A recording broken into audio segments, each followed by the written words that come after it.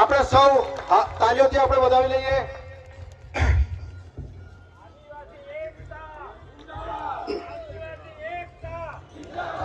આદિવાસી એકતા, આદિવાસી એકતા, આદિવાસી એકતા. એક તીર એક કમાન, એક તીર એક કમાન.